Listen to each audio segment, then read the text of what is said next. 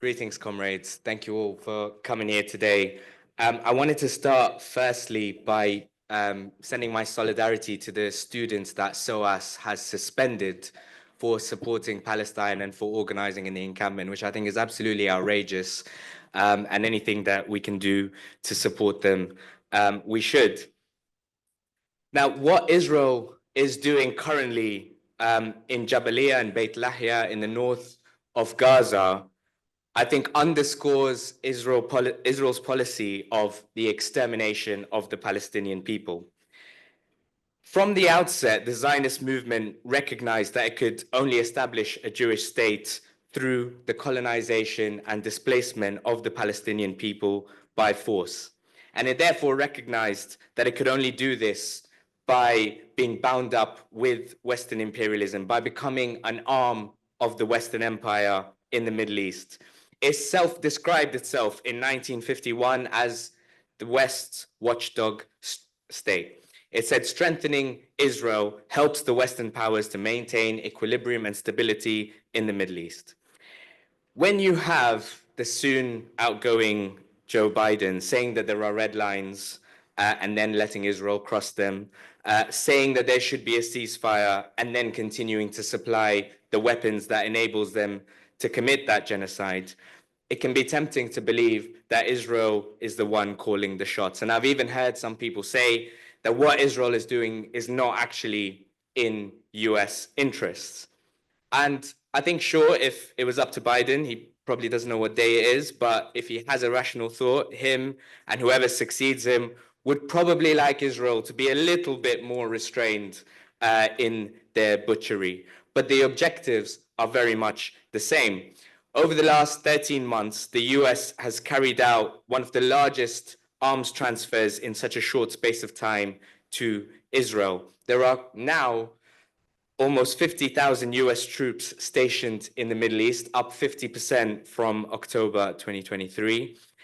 It is American and British jets that have repeatedly been bombing Yemen in response to their successful blockade of the Red Sea, which is sinking the Israeli economy.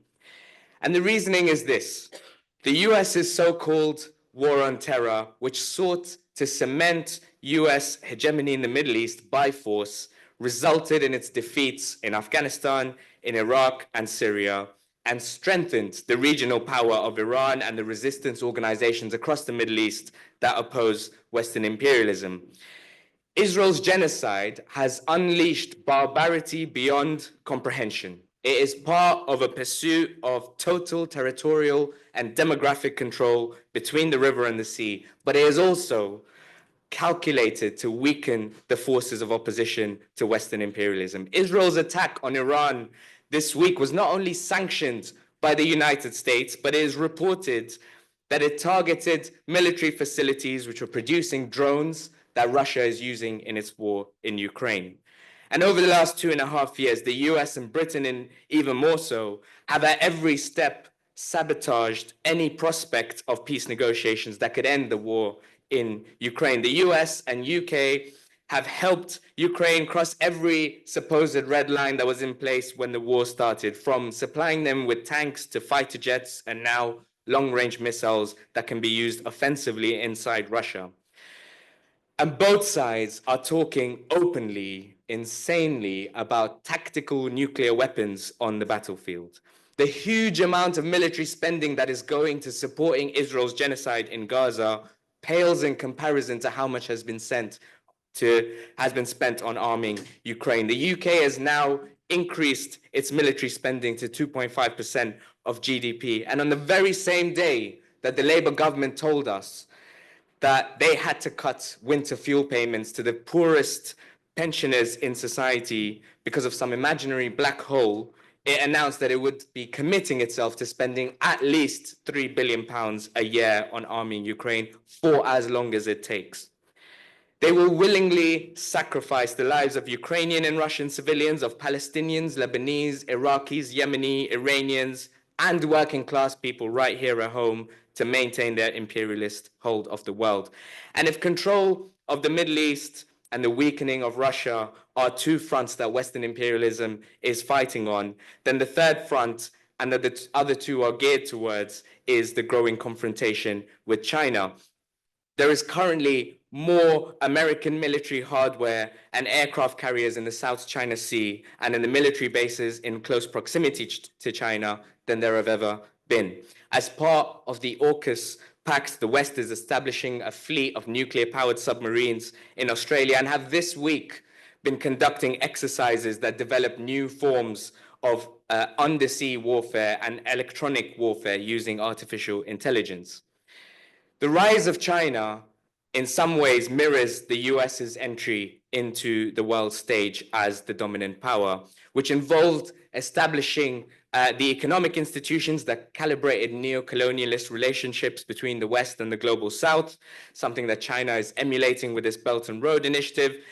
The US established its soft power through diplomatic means and through playing peace broker, for example, in 1956 during the Suez Crisis, forcing Britain, France, and Israel to withdraw from Egypt. And last year, China successfully brokered an end to Saudi Arabia's horrific 8-year-long war and siege on Yemen through negotiations with Saudi, which is one of the US's staunchest ally, and Iran, one of its primary enemies in the Middle East.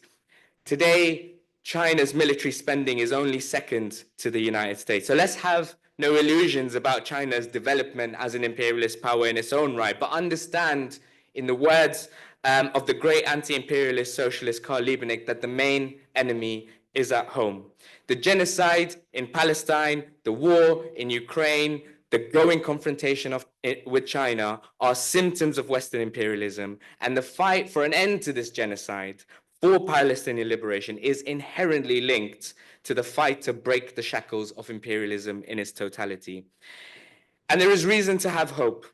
As it is Black History Month, my reading this month reminded me that it was when Malcolm X connected the struggle for Black liberation in the United States with the international anti-imperialist struggle that he was considered the most dangerous to the US state. It was when Martin Luther King combined civil rights with opposition to the Vietnam War and supporting labor movement struggles that he was the most dangerous to the US state. It was when Fred Hampton created a militant organization of Black, white, and Hispanic working class people who were fighting against racism, against war, and for socialism, that he was the most dangerous. And you look at our movement today that has been developed over the last 13 months, that is still persistent and on the streets, which is, I think, one of the most diverse political movements in this country's history, with every demographic of the working class represented, where according to some figures on every one of the national demonstrations that we've had in the last 13 months, between 5 to 10% of the people on each demonstration,